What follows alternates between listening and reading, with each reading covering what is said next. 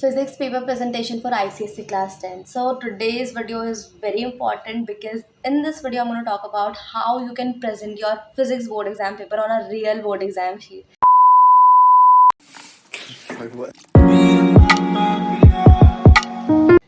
First of all start with your best question, with your strongest question, जो कि आपको लग रहा है कि नहीं ये बहुत ईजी है, मेरे को इसमें फुल मार्क्स मिल सकता है, I can do this really well and you are very sure about it.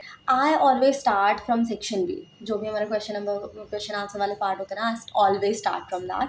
Think from that question, right section A or section B, whichever you are starting from, then question number, then write the question number of your sub question. ठीक है, I have already uploaded time management video.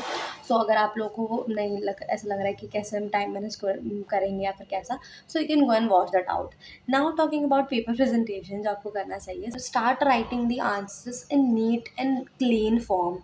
आप कोई सा भी एक pen भी use कर सकते हो, लाइक ब्लू पेन. ठीक है, ब्लैक पेन से पूरा लिखना इज़ नॉट गुड, हाँ मतलब अच्छा नहीं रहेगा वो. ठीक है, सो ब्लू पेन आप पूरे में यूज़ कर सकते हो, इट इज़ टोटली फाइन. ठीक है, after that moving towards whenever you are writing numericals, तो न्यूमेरिकल्स के जो आंसर है ना उनको एक बॉक्स से कवर कर देना सो दैट वो अलग से आइडेंटिफाई हो जाए. ठीक है, then after completing the whole question है आपका, ड्रॉ वन लाइन, एक लाइन ड्रॉ कर दो प्लीज़, सो दैट वो बहुत अच्छा दिखेगा आपका paper. Seriously I did this for every paper and बहुत सुंदर दिखता था मेरा paper. You can watch that PDF as well, बहुत सुंदर था. After that completing the first question, जब सेकेंड क्वेश्चन पर आते हैं, थर्ड क्वेश्चन, जो भी क्वेश्चन में आपका एक वन वर्ड वाला जो आंसर रहता है, so if you want to write the one word in between, so you can go with that, क्योंकि आप लोगों को सिर्फ एग्जामिनर को आंसर देना है. ठीक है, आप उसको कैसे भी प्रेजेंट कर रहे हो, आपका आंसर अच्छा दिखना चाहिए एज वेल एज सही होना चाहिए. दैट मैटर्स, नो मैटर कि आप कहाँ पर लिख रहे हो कहाँ नहीं लिख रहे हो, इट इज़ लाइक कि आप लोगों को अच्छे से प्रेजेंट करना है, दैट्स इट. ठीक है, कि जैसे मैंने यहाँ पर कर रखा है ए नंबर डाला हुआ है, देन उसके साइड में मैंने लिखा हुआ है मार्जिन के पास में. सो इफ़ यू वांट तो आप मार्जिन के पास में ना लिख के बीच में भी लिख सकते हैं and it is totally fine. ठीक है, then moving towards the next question, आप लोगों को ऑलवेज अंडरलाइन द कीवर्ड्स. जब कीवर्ड्स को अंडरलाइन करते हैं ना, तो आपका जो आंसर, स्पेशली इन फिज़िक्स में देखो बहुत सारे कंसेप्ट होते हैं. ठीक है, एंड बहुत सारे बच्चों को अलग अलग चीज़ें लिखना रहती है. अब फिज़िक्स में आप लोग रट रट तो कुछ चीज़ लिख नहीं सकते ऑफ कोर्स, क्योंकि कंसेप्चुअल बेस्ड सब्जेक्ट है. इसमें कोई भी आप लोग रट के लिख नहीं सकते हो कुछ भी चीज़. कोई सा भी क्वेश्चन आ सकता है, आपको आंसर कोई सा भी लिखना हो सकता है. ठीक है, सो आपका आंसर अलग अट्रैक्टिव दिखाने के लिए you can underline the keywords. Talking about diagram should be neat and clean, labelling should be accurate. जो भी बोला गया, जो आप बताना चाहते हो, that should be accurate.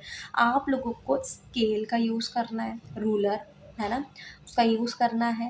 And diagram के लिए पेंसिल यूज़ करना. बहुत सारे बच्चे तो पेन से ही चितर देते हैं. नो भाई, you have to use pencil for diagram please. After that completing the whole diagram, और सब उसको या तो बॉक्स में बना दो. ठीक है, मैं ऐसा वैसे बॉक्स में बनाती नहीं थी क्योंकि टाइम नहीं रहता था, but if you have time कि आपको ऐसा लग रहा है कि मैं प्रॉपरली मैनेज कर लूँगा, क्या कर लूँगी, सो आप उसको डायग्राम को एक प्रॉपर बॉक्स में डाल सकते हो.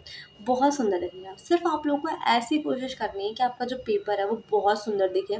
नो मैटर आपने उसमें आंसर सही लिखा ही नहीं लिखा, बट आपका पेपर सुंदर दिखना चाहिए. ठीक है, आफ्टर दैट आप हमेशा always start new question from a new page. I always started new question from new page. अगर ऐसा होता है कि नहीं यार बहुत ज़्यादा स्पेस बच रही, तभी आप लोग वहाँ से स्टार्ट करना.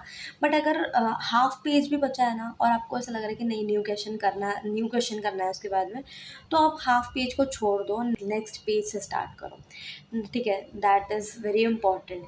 देन जो हमारा क्वेश्चन नंबर, जैसे मैंने आपको बताया, वो आप देख सकते हो यहाँ पे क्वेश्चन 5, मतलब इस सारी मैंने अंडरलाइन करी हुई है हर एक क्वेश्चन के नीचे. ठीक है, तो आप लोगों को जो कटिंग्स होती है ना, अगर गलत हो गया है कोई सा आंसर या फिर कोई सा वर्ड गलत हो गया है, जब कट करोगे so just draw a line, cut it with a line. कुचुर पुचुर मत करना please. Then talking about if one question consist two or more question, जैसे कि यहाँ पर एक क्वेश्चन है हमारे पास. ठीक है, जिसमें 2 क्वेश्चन आ रहे थे एक क्वेश्चन में. ठीक है, सो फर्स्ट का मैंने आंसर लिख दिया एक लाइन में, सेकंड का आंसर लिख दिया मैंने सेकंड लाइन में. सो दैट शोज़ कि आपको एक-एक क्वेश्चन का आंसर आता है, एंड वो अलग-अलग क्वेश्चन का आइडेंटिफ़ाई भी करवाता है, ठीक है? एंड जो पूछा है वही करो भाई, जो पूछा है वही करो, नो नीड आप एक्स्ट्रा लिख कर आओ, क्योंकि एक्स्ट्रा लिखने से ऑफ कोर्स एक्स्ट्रा मार्क्स नहीं मिलते हैं, okay? So please try to understand, आपको एक्स्ट्रा नहीं लिखना है, आपको जो पूछा है सिर्फ वो लिखो। Now talking about numericals, numericals अगर आपको नहीं आ रहा है तो आप उसमें कैसे, लाइक कैसे आप लोग मार्क्स अटेन कर सकते हैं? सबसे पहले तो स्टेप्स लिख कर आओ, ठीक है?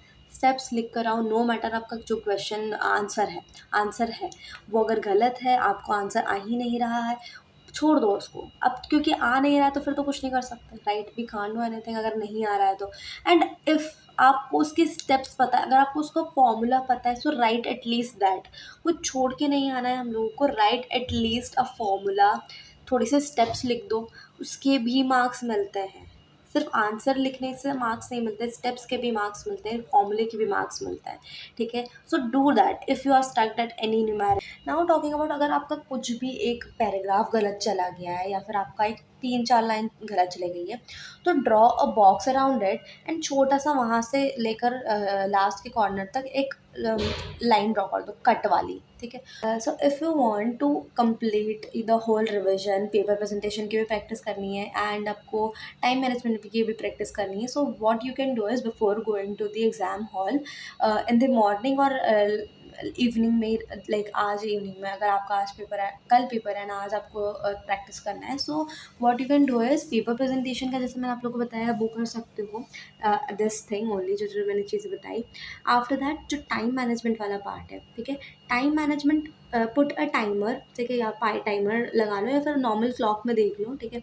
वो करने के बाद में start with your question paper. कि क्वेश्चन पेपर ले लो, छोटा सा प्रिंट आउट निकलवा लो, या जो भी है आपके पास, अगर रेफरेंस बुक या फिर कोई सी क्वेश्चन बुक, ठीक है? तो आप उसमें से देख सकते हो, and solve one question, solve one question. अगर आप लोग ऐसे सोच रहे हो कि नहीं इसमें कुछ भी नहीं हो पाएगा, तो इसमें ही हो पाएगा। You can revise the whole question paper, मतलब एक तरह से प्रैक्टिस हो जाएगी, पेपर प्रेजेंटेशन की प्रैक्टिस हो जाएगी, along with the time management की भी प्रैक्टिस हो जाएगी। So this is the whole thing, इससे आप लोगों का टाइम भी बच जाएगा एंड बहुत सारी चीज़ें एक साथ हो जाएगी, okay? So yes, I think this is it for today's video. I hope it helped you. If it helps, so like to it, subscribe to my channel, share it to your friends, of course, and comment down below that what you need. And yes, thank you so much for watching. Bye bye.